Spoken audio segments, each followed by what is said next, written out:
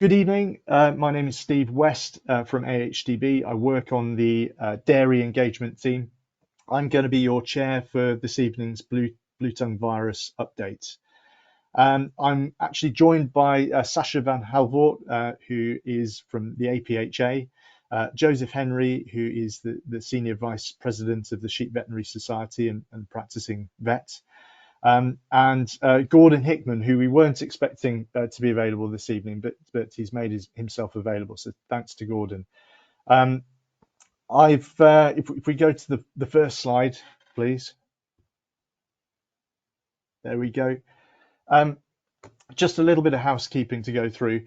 This webinar is being recorded, and we work very hard to try and get the webinar circulated within 24 hours, so that will go up onto YouTube, and anything that you miss or you want to go back to, you'll be able to see tomorrow.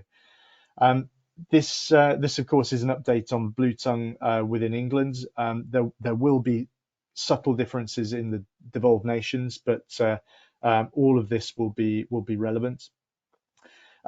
We'll hear from our speakers very shortly, but there will be an opportunity to ask questions. And if you go up to the top right of your screen, you'll see two speech bubbles and a question mark. And if you click on there, you can ask your question. All of it is anonymous. We won't read your name out, so please just start asking questions as and when you've got them.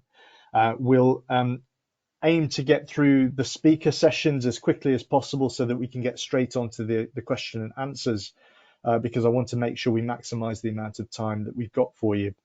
We've got an hour set in the calendar for this. Any questions that we don't get to, feel free to phone the BTV hotline, which will be on the next slide, and I'll explain that in a moment.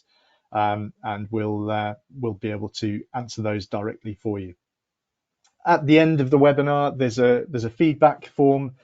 So if you can hang on and just tick a few boxes and give us your feedback and let us know what you think of this, that would be great. And we'll move to the next slide, please. There is a resource hub. So if you want any further information, there'll be a lot that we're going to cover today that you might have heard before.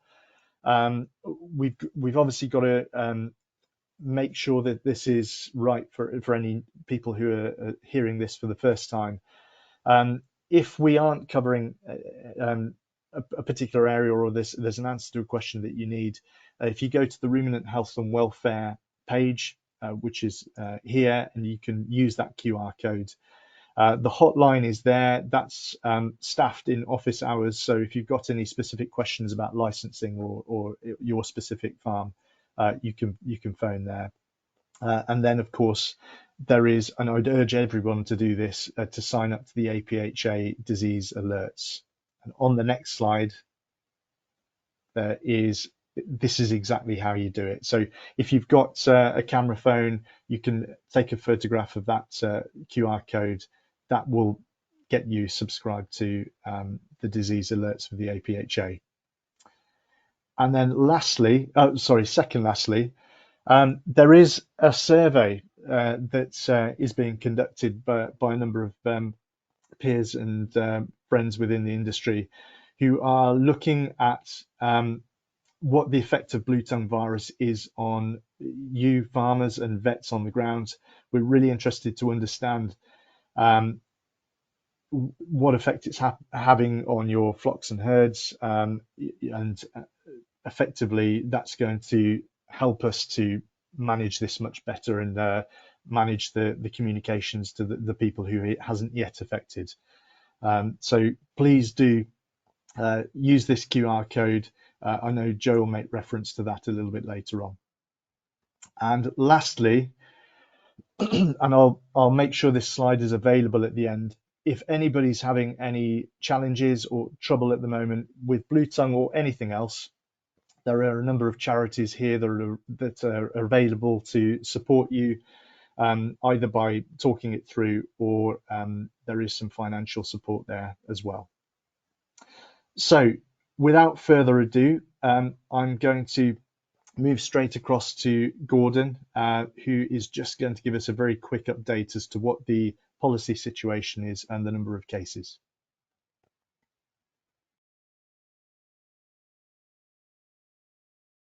I'm off mute. Well, good afternoon, good evening, everyone. Thanks for inviting me back. I've not got any slides, so this is really just a very quick update since we last met last Wednesday, I think it was. So we're now on 140 cases in total. So that's 138 in England and those 2 in Wales. Obviously, I can only speak on behalf of England, but really just to confirm, there is no evidence of circulating virus in Wales. So, and of those 140 cases, 10 of them, including the 2 in Wales, are resulting from movement that of infected animals from what is now the restricted zone, but before those zones were put in place. And so there's evidence that those animals were infected prior to movement.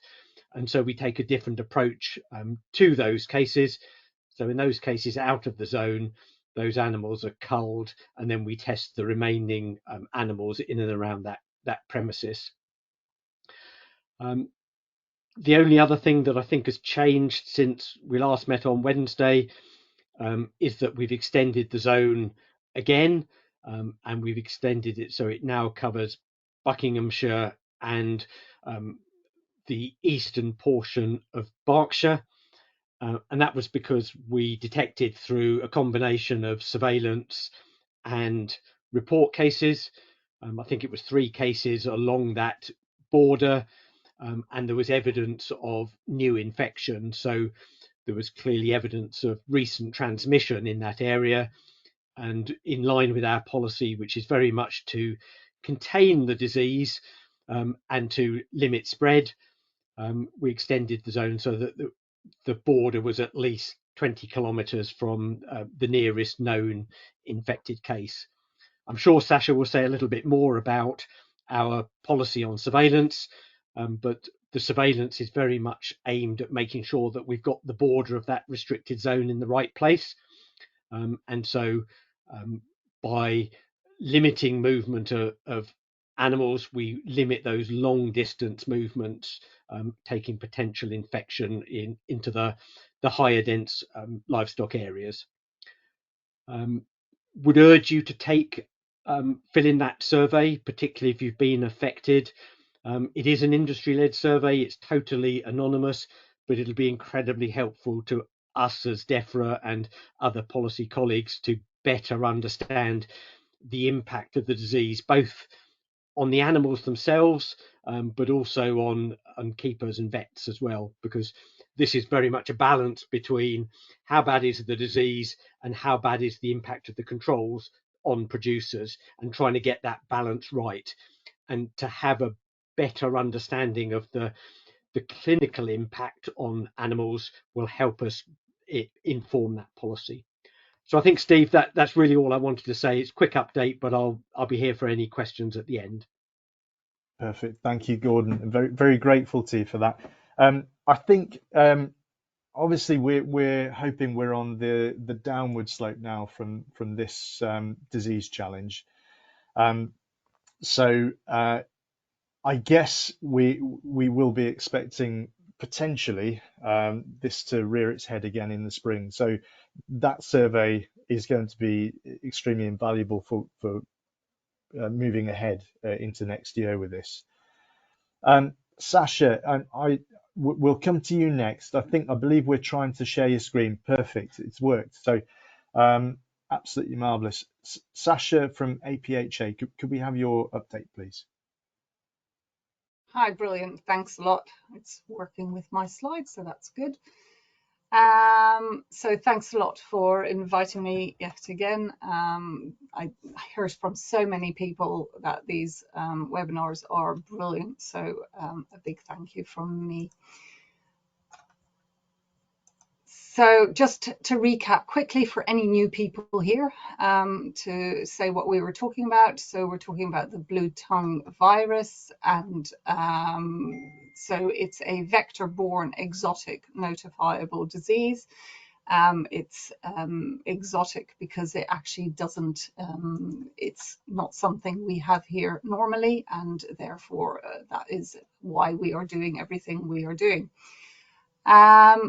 Also, it only affects ruminants and camelids, and ruminants are obviously cattle, sheep, goats and deer, and camelids, llamas and alpacas. And the signs that we've been seeing, they're very variable between species and breeds. And I've got a next slide will show you a few of the signs there. And it's not a disease that is spread animal to animal. It is spread via a tiny little insect called a midge, which is no bigger than the head of a pin. So, and there's billions of them, and I think those of you who live in Scotland know exactly what I'm on about, because you get covered in them during the summer, as I've been told. So here are some of the clinical signs we've seen over the past season: ulcers and animals that are very ill, that are just lying around, that don't want to eat, and a lot of signs on the clinical signs on the nose with exudate coming out. That can be purulent discharge or clear discharge, and equally signs on the eyes. And so a whole variety of signs which we've mentioned on the other webinars, and Rudolf also shared with you last week. I just thought I'd show a picture of the current situation in the Netherlands, just to show that, you know, this disease is really widespread here. Equally the same in Belgium and France, but I don't have those pictures here. We can do that on another time. And you can see the numbers. There's nearly 10,000 premises there that are involved with Bluetongue. So, you know, it's bad, and the clinical signs there are pretty bad as well. Luckily, the vaccine has been helping with people there, and the animals as well, with the signs not being as severe as they would have been otherwise, that what they saw in the previous year. So when you see clinical signs, please report this to APHA immediately. And also, if you have cases, these animals can be quite painful. So it's really important that that you treat them, and especially give them pain relief. So pain care for them is really important. And if you don't have any, please call your vet out so that they can actually help and treat the animal. You will have restrictions placed on your farm when you report, but this will only apply to any live susceptible animals that are showing clinical disease, so that we can just have a look how things go, and then over a period of time those restrictions you will be released of them. Some of the animals we've seen are recovering, but some animals equally have also had to be put to sleep, and some sadly have died. Sorry. Next slide. So, as Gordon has already said, we've had 140 cases, 138 in England and 2 in Wales, and there's been 355 confirmed animals in total. If you see on the left, it shows a picture of the current zone. In that zone, just for your information, we've got about 27,000 premises and 2.7 million susceptible animals, so quite a lot. Vaccination specific licenses. These are vaccinations outside of the high risk areas, and there's been 41 requests to these licenses to date. Also, just mention the amount of calls we receive at APHA, and that's 200 a week.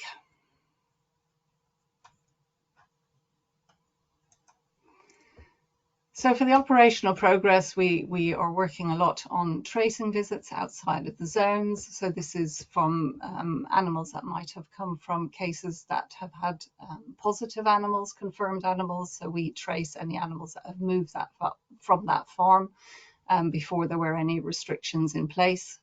So before, before restrictions were in place. Equally, we are also looking at movements of animals from the restricted zone before it was a restricted zone. So that's part of all our tracings visits.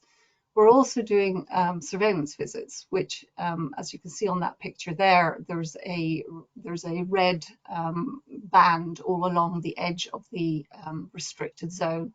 So we are conducting visits there. So on a visit, what we do is we sample up to 35 cattle if you have them on your farm. These cattle have to be over 6 months of age, and they also have to have been resident for at least a month on that premise. So they could have equally come from another part of the RZ because there are general licenses available. So we take cattle, just for those who want to understand why we do cattle. It's because they don't necessarily show clinical signs. Also, they're more prone to be bitten by midges, so they're a very good way of finding disease if there is any there. The reason why we're doing surveillance along that edge area is really to see if there is any further disease there, and if we do happen to find any, that means that we'll have to increase the size of the zone, which Gordon has stated happened last week. So up to now, we've sampled over 4,200 animals. So yeah, which is a lot of blood samples already. We have had a few positives, and that is also then the reason why we've increased the size of the zone each time. Also, it would be really helpful, we just want to remind people that with surveillance, it's important that we understand also what land is there, because that could be important for the size of the zones.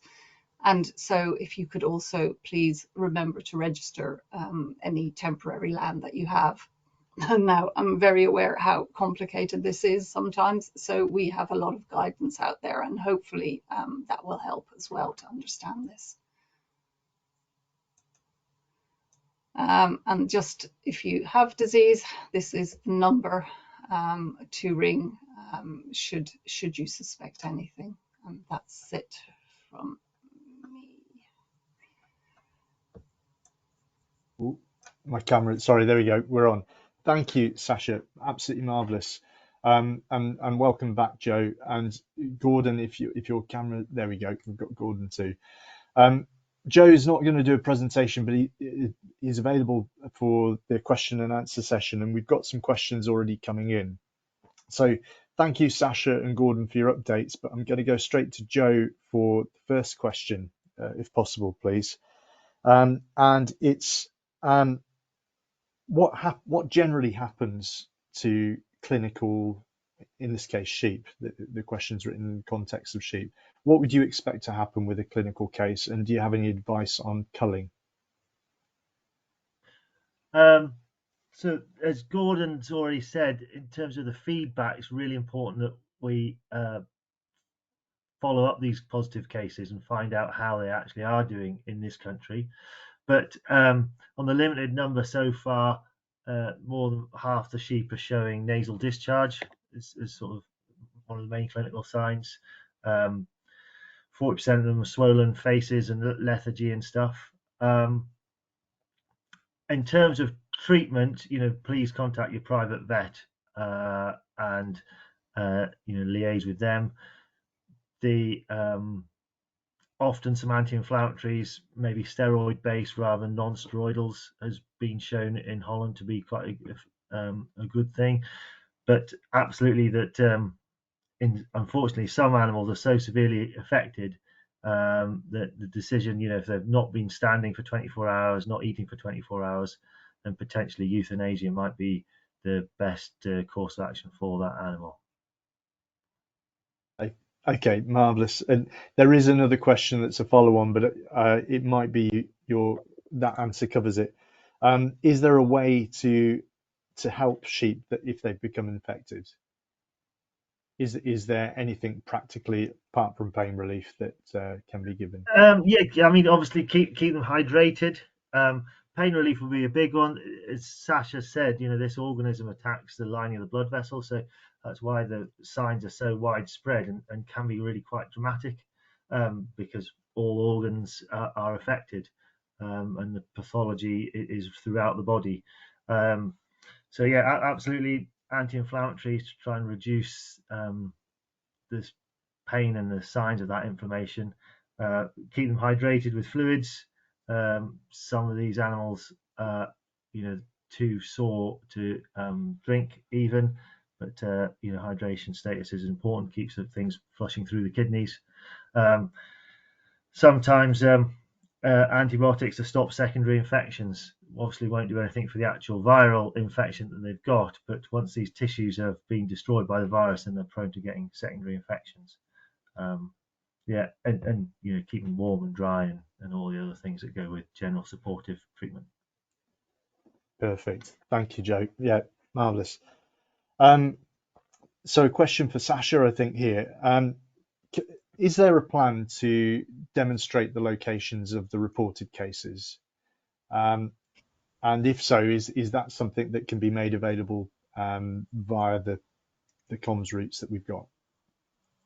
So yes, we are working on that, and I'll let Gordon say. Probably one for me, really, Steve. Yeah, it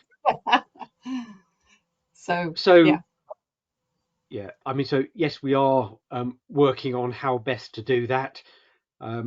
As you know, in England, we have a policy of not disclosing the addresses or precise details of any notifiable disease.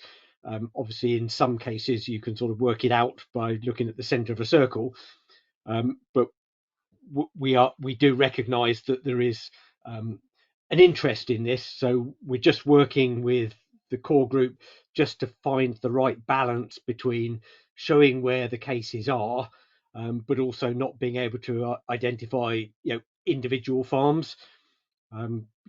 So I would say certainly within the next week we should have something on the website that you can see the approximate locations. What we can say is, and I pretty much summarised that, didn't I, that they're all, apart from those 10 cases, they're all within the RZ, and within the RZ, the vast majority of them, are along that sort of coastal fringe. But we will share that probably as a downloadable PDF that can be updated, once a week, something a bit like the Dutch map that Sascha showed you. So that sort of scale or granularity. Thank you, Gordon. Sascha, you mentioned about the testing and the surveillance zones. So the surveillance testing, and naturally there's quite a bit of information that's required of farmers during those visits. What can you sort of reassure any of our listeners about the purpose of that information and how that's going to be used, and perhaps some clarity on what sort of information is going to be asked of farmers? Yeah. So we ask information, and we also request for movement records and medicine records to be available when we go. We only look at a certain period, so for surveillance visits, it's the period from the end of July onwards, which is quite important. But this is because these are surveillance visits, so we know what we're looking for Bluetongue, and that's why we're doing surveillance there. So that information will be used should we get a positive case back.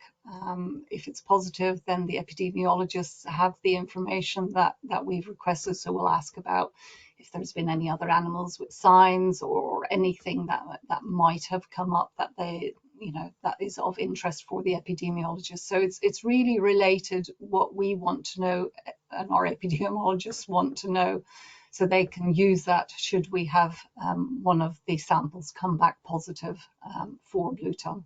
And this then saves us going back to the farm at a later date to get all this information again. So it saves on time for the farmer as well, or for the owner as well.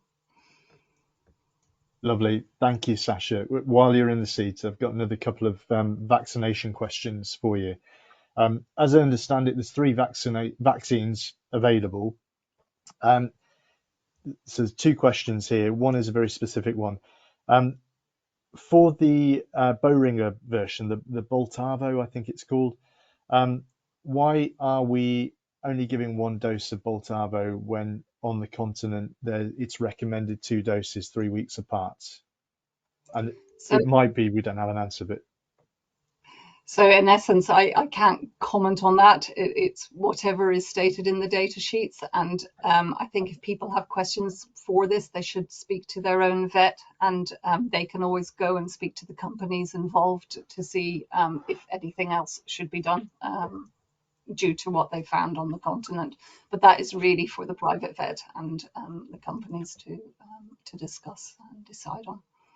perfect. Great advice. Yeah, thank you.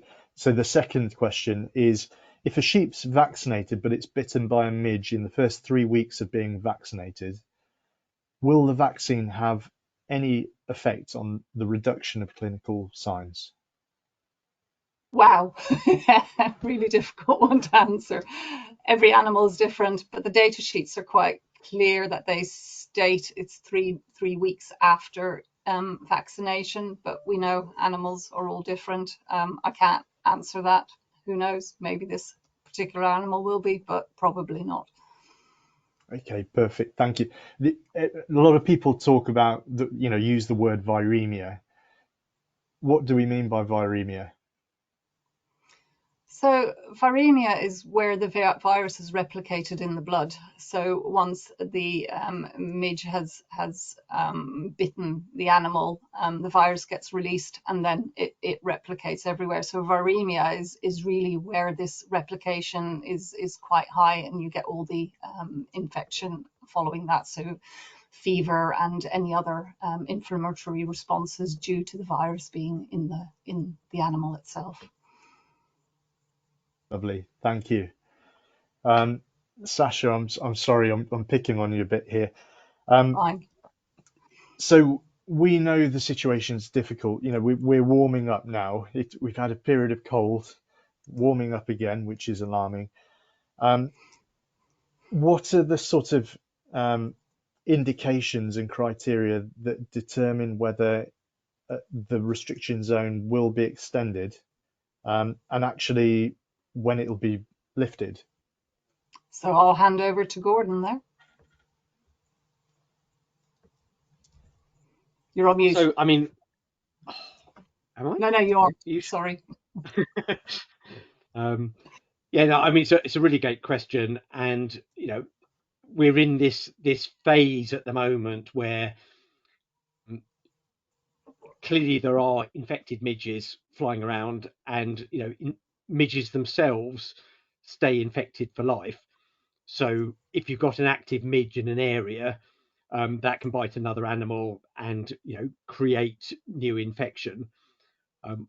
What we're getting into that phase is where the overall temperatures might not, at some stage, allow the onward replication. So if then an uninfected midge were to bite an infected animal, there is a period of time, Sascha explained, where the virus needs to replicate within that midge before that midge can become infected and then pass on infection to another animal.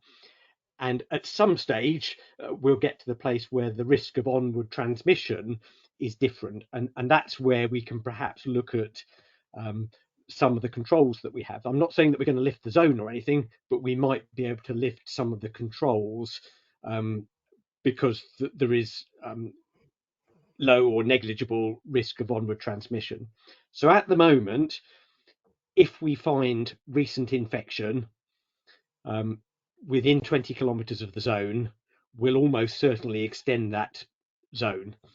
And so, there is still a possibility in, the next 2 or 3 weeks that, that zone could further extend. Could be longer. Remember, we didn't get the seasonal vet to low period last year until the 8th of January. The very earliest we've had it, I think, in the last 20 years was the 14th of November. it's normally towards the back end of November into December. So there's still some time yet where we're still at risk, and whilst midges are still active, there is a risk that animals can be bitten by an infected midge. And so that's why I said, we were particularly concerned, when we extended the zone into Buckinghamshire, because there was clear evidence of recent infection. So there are clearly positive midges. That none of those animals had moved recently. I think they were all homebred animals, and there'd be no recent examples of animals being brought onto that premises. And I think someone was asking about why do we ask all these questions about recent moves on. It's to help inform me and the CVO and other policy colleagues as to what we should do with those zones. And so if there's been no recent moves on, that almost certainly means that we're likely to extend the zone. If there had been recent moves on, there's potentially reasons why that animal might be positive. We still will probably extend the zone, but it just informs that and the timeliness of that. So hopefully that helps sort of answer the question, but we always base it on the evidence and the latest scientific and meteorological evidence. That's perfect. Thank you. Thanks, Gordon. One for you now, Joe. This is somebody who is loaning tups out. So they're outside of the restricted zone. They're worried about whether they can loan a tup into the restricted zone and then have that tup back. Should they be worried, and is it possible? I mean, this may be one for Gordon again, but my understanding is you can loan tups into the zone, but they need to be licensed back out and get a blood test beforehand, and obviously it has to be negative before it be allowed out. But like if you're putting, and the reason it is a restricted zone is it is a higher risk area. So if you're sending tups into a higher risk area than you are, there is an increased risk. Yeah. I think Joe's covered it, Steve. So there's no restriction on moving animals into the zone, but the only way you can get them out alive is to do a pre-movement test and then a post-movement test.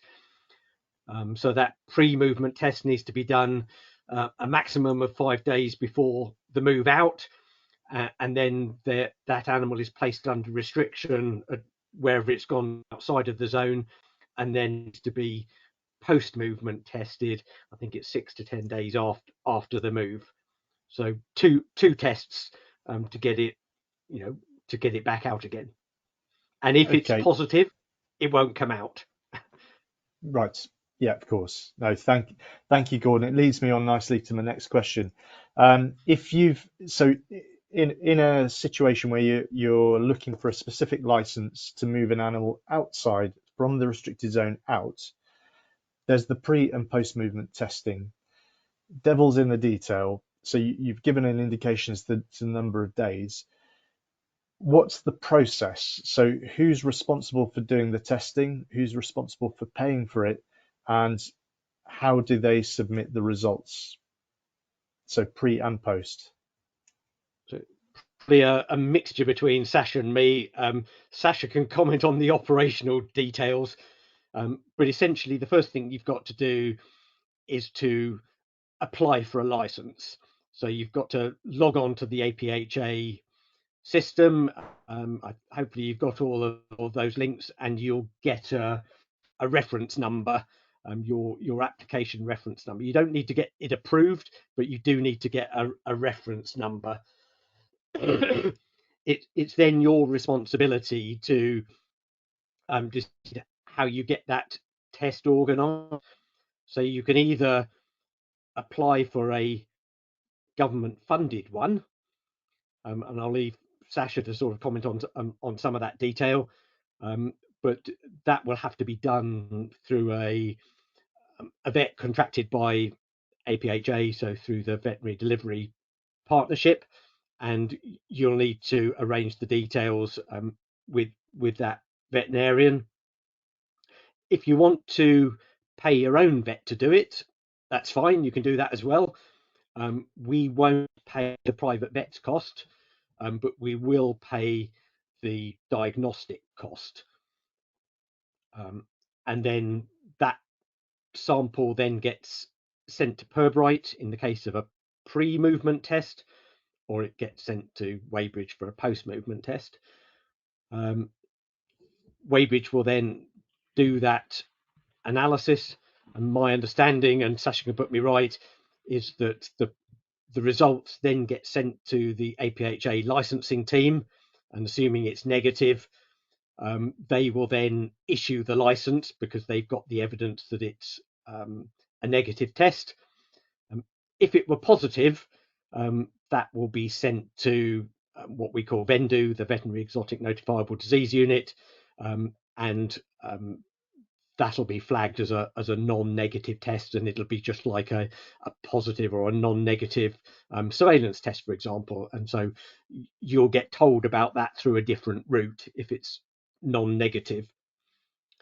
The license is then issued. You can then move that animal, and then APHA licensing team will place that animal under restriction at the destination premises, and then it'll be the responsibility of the person at the destination end to get that post-movement test organised. Same process through the VDP or your private vet. The sample just happens to go to the Weybridge laboratory rather than the Pirbright laboratory. And then I think the negative results get sent back to the licensing team, who will then remove the restriction on that animal. If you don't get it done, well, then the animal stays under restriction, until you do. Sascha, what have I missed? I think you've been really, really clear, Gordon. I don't think I could have done it any better, probably. So, no, I think that's very clear. Just to remind people, though, that it is important that those animals move within the 5 days between testing of the animals to the movement of the animals. So just to be aware of that. That's an extra tiny complexity, but it's worked out, and we've got the processes so that is possible. Should also perhaps have said that those animals need to have, official ID. We don't accept management tags. We don't accept, sort of blue stripe on the back. This has to be a properly, unique ID through official practice. No, is perfect. it also worth talking about the license to designated abattoirs? Just to keep the food chain sort of flowing, and that is slightly different. Yeah, that's very different. So if you've got an animal within the zone, you can send it to any abattoir within the zone. It doesn't have to be designated if it's in the zone. If you want to send it to an abattoir outside of the zone, then there is a general license that allows you to do that. The only restrictions are it has to be a designated abattoir. There's a list of the 50 odd designated abattoirs on the gov.uk website, and those animals can only be received by the abattoir. I think it's an hour after dawn or 2 hours before dusk.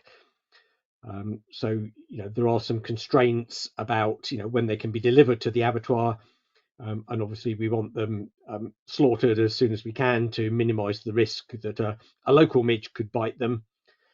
I guess the only other thing is you're not allowed, and it's illegal to move anything that shows any signs that could be indicative of Bluetongue on the day that you move it. So that's whether you move it to slaughter or within the zone. That's part of the declaration criteria. You're not allowed to move them. Lovely. Thank you, Gordon. And the time frames were clear too. So it's within 5 days. So lovely. And we sometimes get asked about multiple pickups. So it's fine to do multiple pickups within the RZ. but you're not allowed to do pickup outside of the RZ. And once you've left the RZ, you've got to drive straight to the designated abattoir, and you're not allowed to pick up on the way into the RZ. So there's a bit more flexibility perhaps than in the temporary control zones, where it was one trip and no multiple pickups. Lovely. Thank you very much. I've got another question here about disinfectants. I think this is somebody who's asked a question in the past when referring to quaternary ammonium compound disinfectant. But as they see equipment being a mode of transmission, so from contractors potentially, although I don't know if you've got a comment on that. What disinfectants are recommended for Bluetongue 3?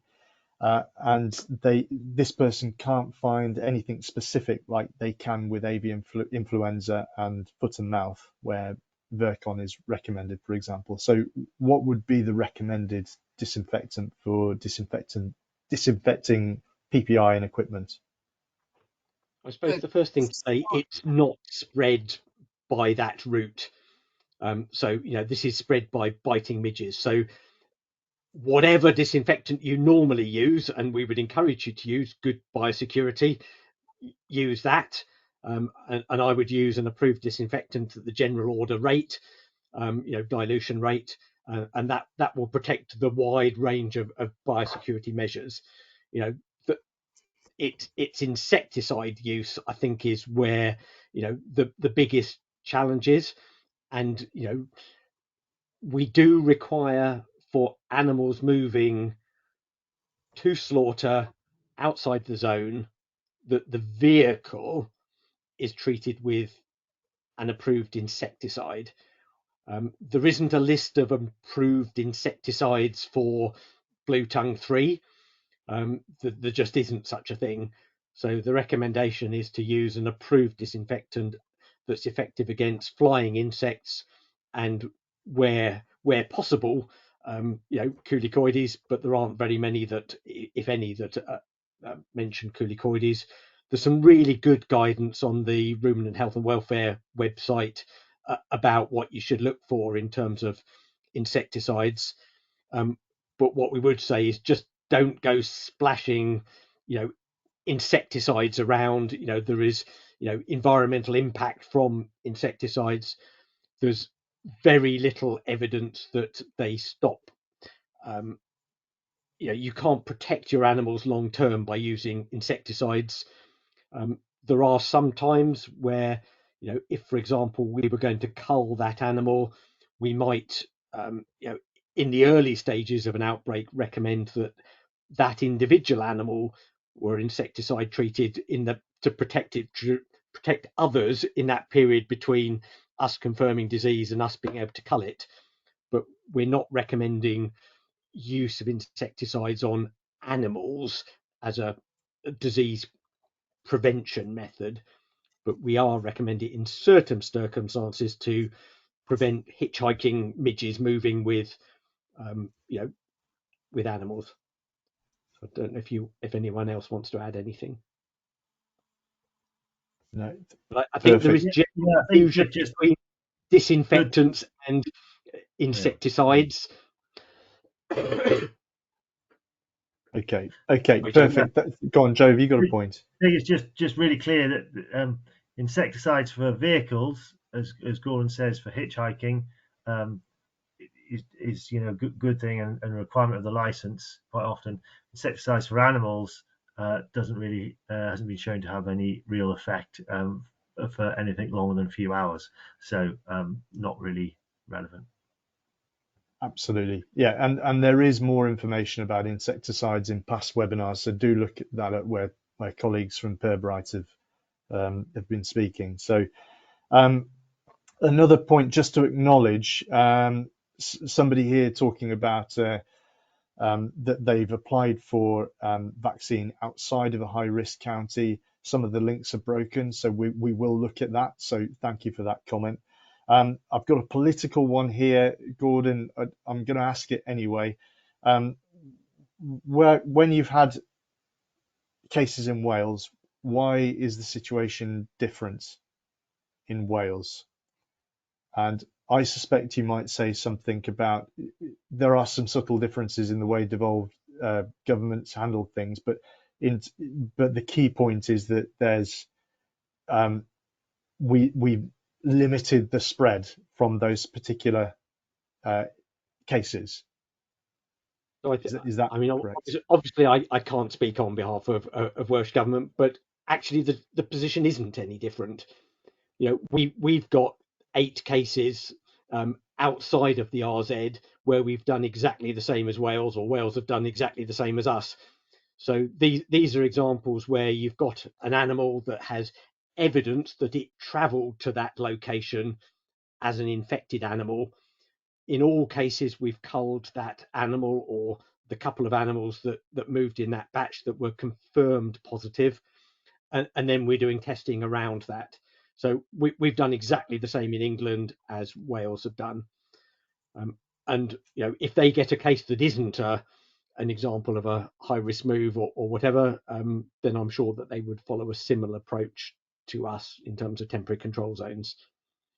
Absolutely, and I guess the only difference there is that you've got 2 very specific cases in a specific environment, whereas when we set up temporary control zones, there were multiple cases concurrently being investigated. So so I think that explains it. Perfect. So if vertical transmission occurs, how could a calf or lamb be affected by the disease when they are born or in the womb? So that's really dependent about the stage of pregnancy that the animal is infected. So early stages, they could lose the calf or lamb, or just the embryo could be reabsorbed. You could also get that there's a calf or lamb that's born that is abnormal, got a big head like with Schmallenberg, same kind of signs you can see. Deformities, blind calves, we understand, or blind animals, we've understood from the Netherlands that could happen too. Equally, you could get a totally normal animal, calf or lamb being born, which has antibodies against Bluetongue. Equally, you can have one born that is viremic and will actually infect midges as soon as it's born. So loads of different variations there. And I think we need a lot more investigations by scientists and further research done on what the variations are and what the periods are within the cycle when they get infected. So too little known, but loads of things possible. Brilliant, thank you. I'm being quoted here as saying that we were on the downward slope of the mid-season. I should clarify that what I meant was we hope we're on the downward slope of the mid-season. So just to make that very clear. So that was a question really about, you know, if the vaccine takes circa 3 weeks to provide immunity, is it recommended to vaccinate at this stage? So I wanted to make that very clear that we hope, based on the temperatures, that that's the case. So I think advice remains the same. What's the likelihood of new strains which are even worse? We had BTV8, we've now got BTV3. What's to say we don't have a new one? I suppose we should say, of course, that there is now Bluetongue 12 in the Netherlands. They've detected in 3 animals, you know, in the last week. You know, it's still only 3 animals, so we don't know whether the disease clinically is going to be, you know, worse or less.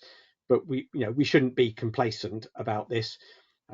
All we can say is our testing protocols would pick it up if we had it, and obviously if we do get it, we'll tell people. So, you know, there is a range of different serotypes. As far as I know, there is no authorised vaccine for Bluetongue 12. in the same way there isn't one for Bluetongue 3, although we do have the permits that allow them to be used. So yeah, watch this space.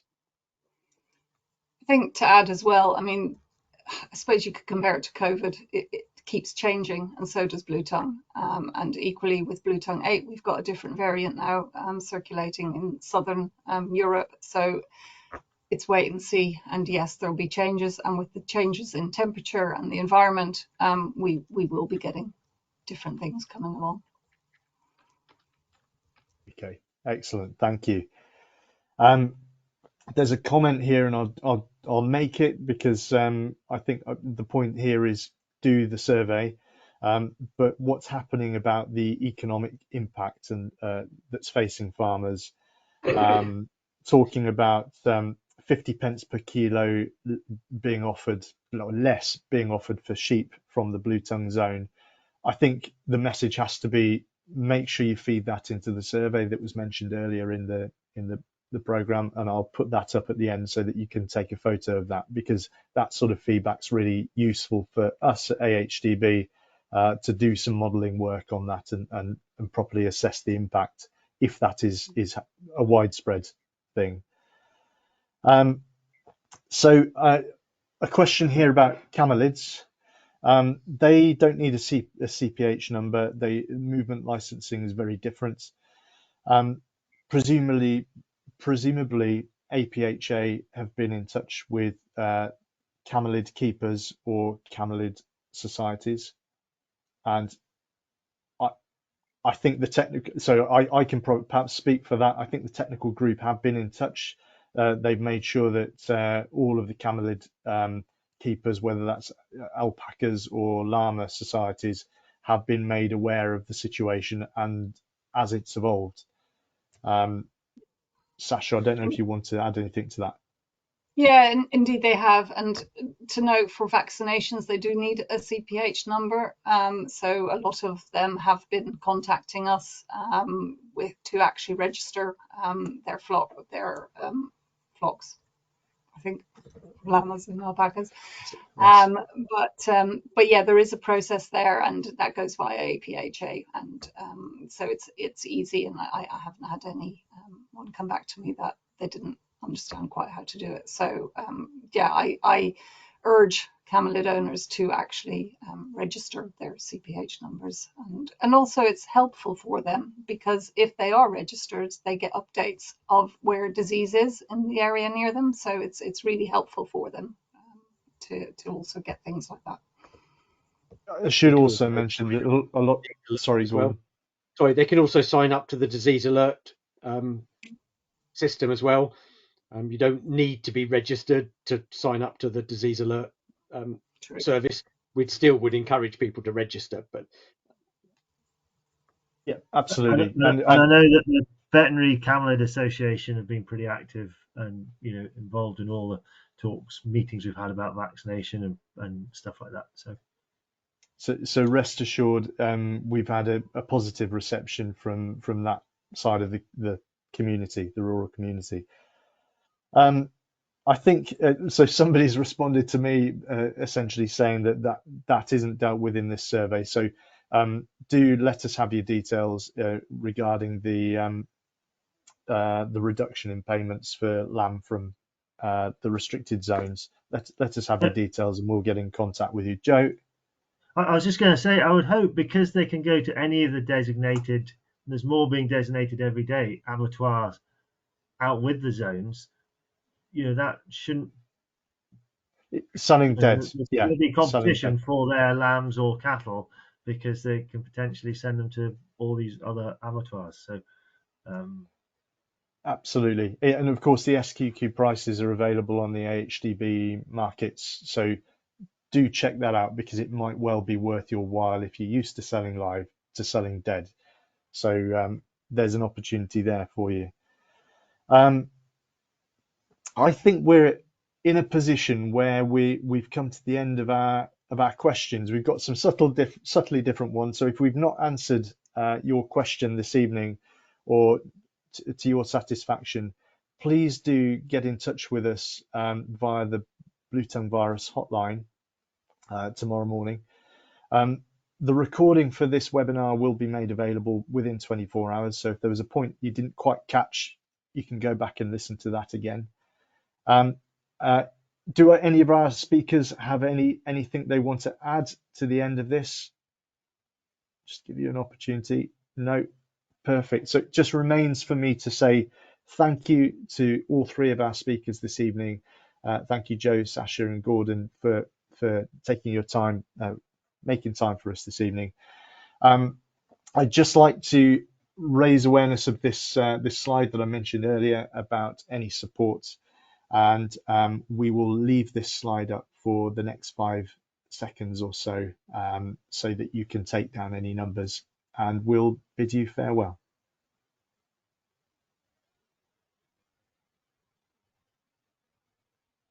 Thanks all.